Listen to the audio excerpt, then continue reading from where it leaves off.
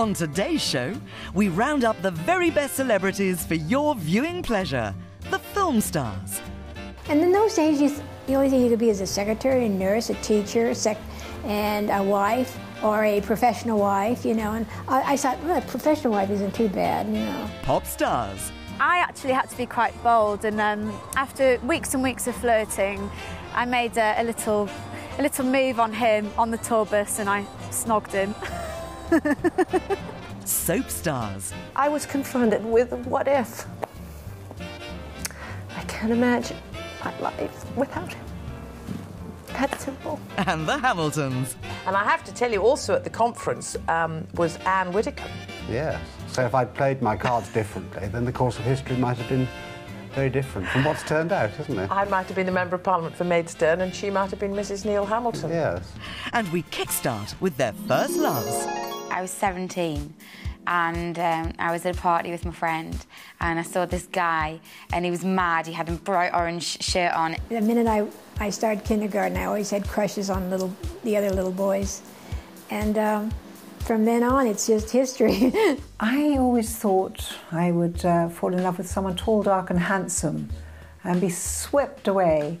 It didn't work that way for me, actually, not at all. But then life is never what little girls dream about, really. When I was young, I didn't really have any romantic aspirations. All I wanted to do was travel the world. And I kind of thought by about 28, I would be just magically married with children.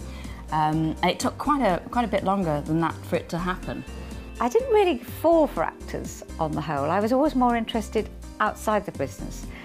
I have dated a stripper, but also a male model who was very handsome.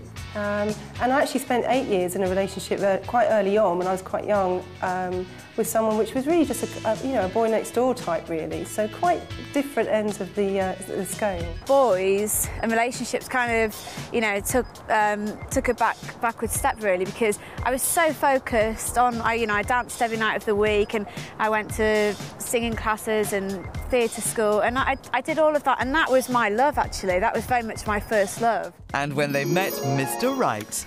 Well, we were both happened to be in Richmond this night at a very sad nightclub in Richmond. My first impression of Mikey was like he was this big, tall, good-looking Scouser with a big grin. We kind of got it together one night after a drinking competition. 17 tequilas. Mm-hmm. I won. He spotted me. I hadn't noticed him, I'll be honest. And he came over and chatted, and my girlfriends were chatting to his friends. He started doing a few shapes on the dance floor, I think, to impress me. And so he just starting to play for Chelsea. And I thought, oh no, not a footballer, trouble. We were at separate universities and we met at a student political conference. Anyway, there were actually there were lots of budding politicos there, and I looked across the crowded room and I saw this thing he had big, black, bushy sideburns, and I thought to myself, that'll do for the weekend. It's been a very long weekend. Very long weekend. But the night I went out and I met Matt, I had this little feeling that something really good was going to happen that night. And we were going to this bar. Everybody goes there, called James's Beach. And met the girls, we went in, and the first person I saw as I walked through the door was Matt, standing against the back. And I was like, ooh, he's nice. There was a defining moment where I knew the relationship then became more serious, shall we say. I'd bought my own flat and he wanted to help me buy it, and I'm very independent and I wouldn't let him help me. And he came round to the flat when I moved in, and I think that's when he sort of realised I was doing this panto without him, that perhaps hey, I'm independent and I didn't need him and I wasn't after his money. Maybe, I don't know, but that's what I think. That then there was a change in him, and it became more serious. I met Andy coming on 6 years ago, and we met basically on a tour called the Smash Hits Tour. 12 years after first meeting Steve in 1975, I suddenly saw this beautiful, fabulous, lovely man who was kind, who was considerate, who was generous. I don't mean by money, I mean in time and in emotion. And I just looked at him and thought, why haven't I seen anything in Steve before? He's lovely. And he was in the band with his brothers called 3SL, and Liberty X had just started. In fact, we were called Liberty back then. It was that new. And neither of us had released any material. And we had to share a dressing room on the tour because we were new bands, and new bands didn't have their own dressing room. So they put us with them, and obviously I was delighted because they were all very good-looking boys. And I remember sitting there with Kelly from Liberty X, and I remember thinking, which one shall I have? Not like that, but which one shall I go for? Because they were gorgeous. And I remember thinking that Anthony was a little bit too young for me. Stephen was a little bit too muscly for me. I didn't like too many muscles.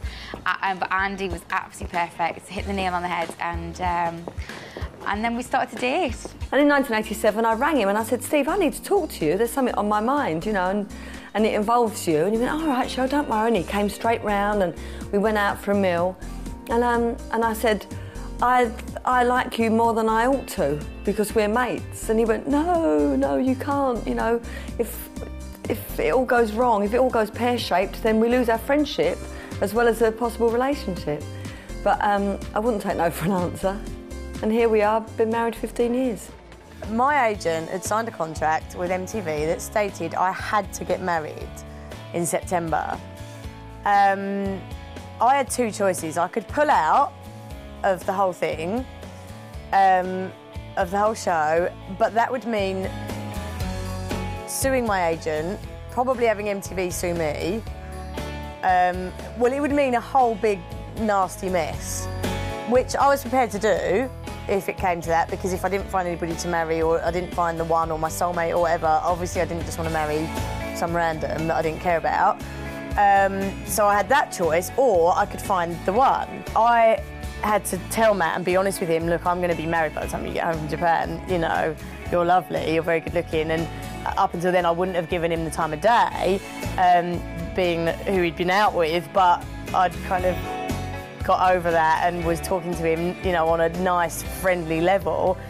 And he said to me, well, how can I stop you getting married to somebody else? And I said, well, you only have one option, and that is to fly home and audition yourself and come and marry me yourself. And he was like, I'm 24 years old, I don't want to get married. And I said, well, that's your only choice. You know, that's it, that's the way it is, I'm afraid. And anyway, he gave it some thought. We didn't speak for a while. I didn't think he was going to come. And lo and behold, he turned up. And his words to me were, I'm not going to stand by and watch you marry somebody else.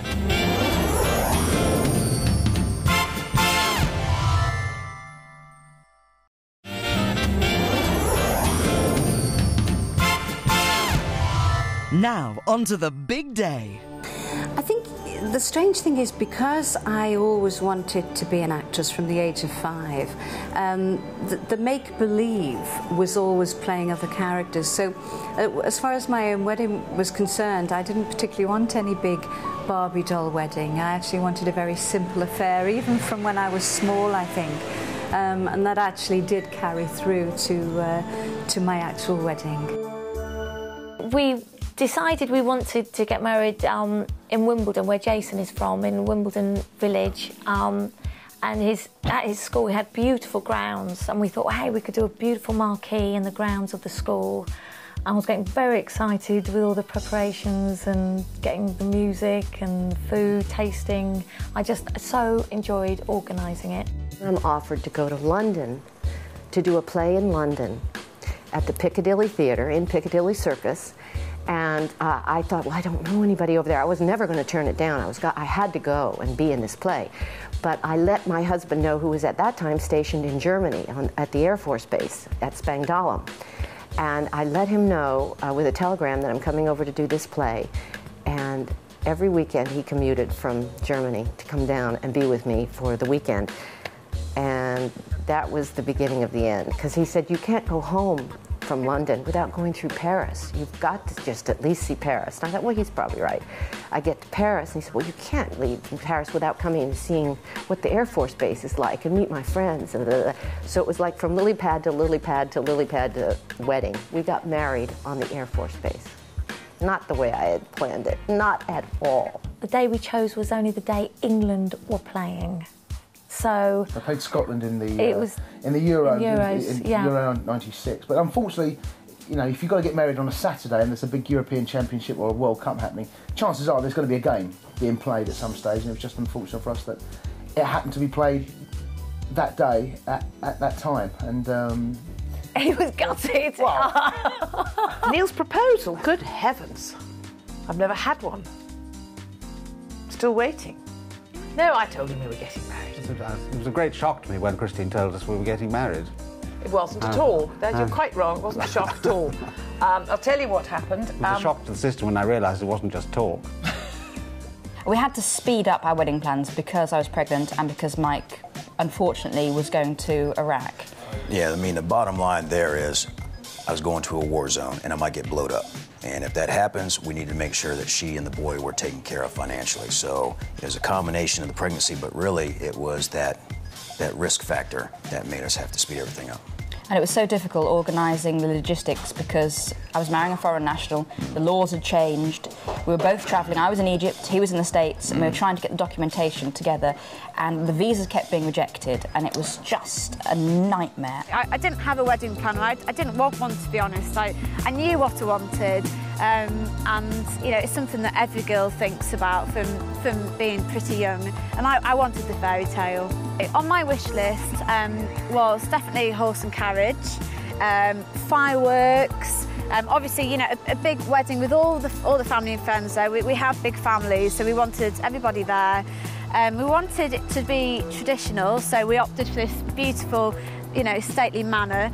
Instead of favours, because I'm not really into the almonds and all that kind of thing, we had lottery tickets for all our guests. And quite a few of them won quite a bit of money after, so that was a nice touch. The window of time before he was going to Iraq was shrinking and shrinking and shrinking. We were trying to get it organised. And so we decided we'd have a really small wedding because it just might not happen. I bought a dress that I could also wear in Vegas because we worked out that if we couldn't get married here, we could do it in the US within 10 days. We couldn't invite any friends or family because it just might not happen. Me and Matt had two ceremonies when we got married.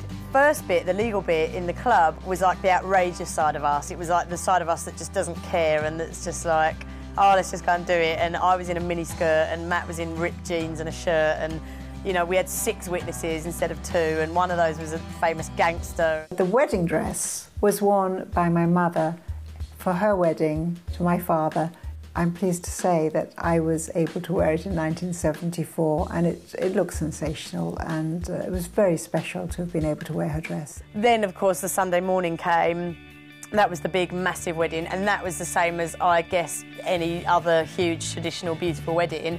It was just amazing. I mean, I was fully relaxed come that morning, and Matt was with all his ushers. He'd stayed at our house the night before, so he was with all his ushers. They were all having a laugh. And I was just with all my bridesmaids and my mum, and we were all having our hair and makeup done, and we were being pampered, and we had about 3 different makeup artists here. We had about 6 different hairdressers, and they were all just pampering all of the girls, which was amazing. And then the ceremony took place at like 2 o'clock in the afternoon, outside in a marquee. I made all the guests wear black and white, and I obviously wore red. And Matt had no clue that I was going to wear a red dress. And now, what makes a celebrity wedding so special? I arrived at the church and looked down the aisle, and I thought, my God, I'm marrying Liberace. Seriously. It was all frills, this loud blue, gold flowers and white. My mum thought you'd upstage me slightly. I met Thomas Dixon, who's my husband now. We lived together 5 years. I said I wasn't getting married. And one morning I woke up and I said, let's get married. And so we did. We went down to Santa, the courthouse, and my mom and dad came down and they stood up for us and we got married. We've been together 34 years now. And I've never cheated on him. Came close a couple times, but never did it. We actually went out of a room weeks, maybe months before the wedding. And I wrote down what I'd like to say to David, and he wrote down what he'd like to say to me. And actually, ironically, when we got back into the room, they were pretty much similar, you know, things like respecting each other's independence and trying very hard to feel in the future what we feel today, you know, not these random promises that perhaps are said too easily, really. That's one of the things that made it very, very special. And we both had our mums and dads there, which was terrific. And my mum cried, although I'd made her promise not to. But now I'm a mum of 3. I don't know how I could have had the audacity to do that, because I just cry if one of them does a speech at school, you know. So, but it was a great day. We were really lucky enough to have Alexander O'Neill perform live for us at the castle, and it was such a fantastic venue, and he actually came right down in the middle of the party area, and all of the guests, of course including Nick and myself, were standing around while he was singing. He was fantastic, absolutely. All the songs you'd know, and when we were all singing along, we had a fantastic time. This one woman came running up to me and said to me, "Oh," she said, "I'm so impressed." She said, "He really looks like Alexander O'Neill." And I said, "But it is Alexander O'Neill." The day was perfect in every respect, and then at night, after everything was over and everybody was sitting around the fireplace drinking and talking, there was a nice, beautiful snowfall that came down, and it was an amazing day. Eric Way did the dress, and it looked so beautiful. And Toby Roberts did the most amazing flower arrangements, just amazing. I'm actually a little upset because they did get more comments than me. You know, so I think the flowers stole the show. At our wedding, our show business guests were Adam Faith, who sadly is no longer with us, and his lovely wife, Jackie. Barbara Windsor. Now, I'd love to say something about Barbara, because I've known Barbara for years. And Barbara, at my wedding, someone passed this story on to me, was the paparazzi photographers were outside the registry office, and Barbara covered her face and said, "No, this is Debbie's day, don't take pictures of me." And I just think that really shows what a lovely person she is. I mean, I know that she is because I know her well, but I really have never, ever forgotten that. The whole ceremony was really light-hearted, and we kind of talked to each other and also to our audience. Hello, good evening. Welcome. And we like kind of we tried around. to make sure it wasn't solemn and I didn't want to start. It was, and everybody said that it was one of the most fun weddings that they'd been to. I was going to say my wedding ring, but it's actually rings. I've got a couple of bands that surround my engagement ring, and I designed them. We had them made along with Johnny's, and we actually engraved each other's rings, but we weren't allowed to tell each other what the message was until obviously the day.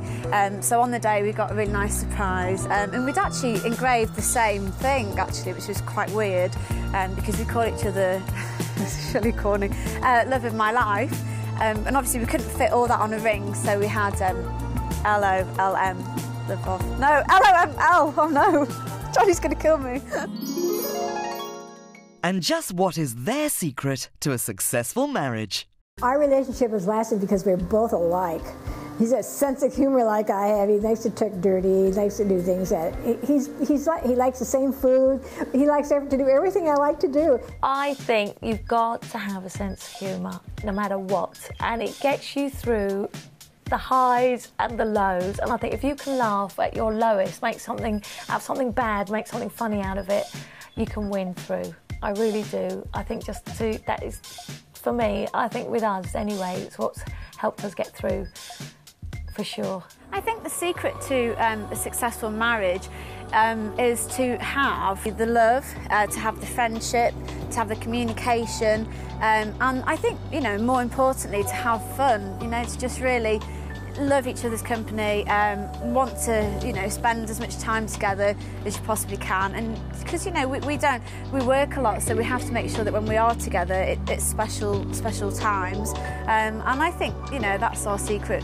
We don't really have to try it just works. The secret of a successful marriage, well, there's 4 things really. 4 things you need. First of all, you need luck to find the right person. Then you need lust to get you off the ground to start with. Then you need love, of course, when the whole thing blossoms and etc. And You need laughter, don't you, darling? You need laughter. You need to be able to laugh together, even at yourselves, at everything else. But I think it's... A bit of lolly wouldn't go amiss as well, but it's not absolutely essential. We've had the lolly and we've not had the lolly, so we know what it's like. As Michael Caine said, I've been rich and I've been poor, and I know which is better. We're similar sort of people that although we're in showbiz and we love the glamour, we're very down to earth, we're very close to our families. Not all our friends are from show business. We're not the sort of people to kind of, you know, get everybody to do everything for us. We're very hands-on. You know, I go and do my own shopping and things like that. So I think because we're similar sort of people like that, that's what works for us. And we've both got a great sense of humour. There was a thing on Jack's ear that turned out to be a skin cancer, squamous skin, but it traveled to his neck, and he had to have surgery on his neck. And it was in the lymph nodes and things like that, and I was confronted with what if? I can't imagine my life without him. That simple. So it's the other half of my breath, the other half of my heart. That's it. I think the secret to our successful marriage thus far is... See the way he's looking at me. I'm waiting to hear this one. Communication is key. I think that's down to everybody. You have to be able to communicate. For us personally, it is timetabling free time as if it were work. You have to timetable time together in the same country. And a damn good sex life and true love. And what a series it's been. Burt Reynolds, you know, he was in Cosmopolitan with his, you know, a hat over it. And I says, I got to see what's behind that hat. So, much to my surprise, I said a Tipperillo would have covered it nicely.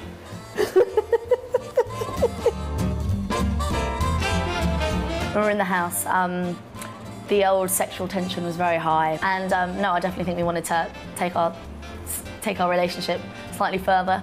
But we weren't obviously not going to, because, you know, my mum was watching. He was on one knee with the ring that I had pointed out to him months prior to it. And then he said, will you marry me?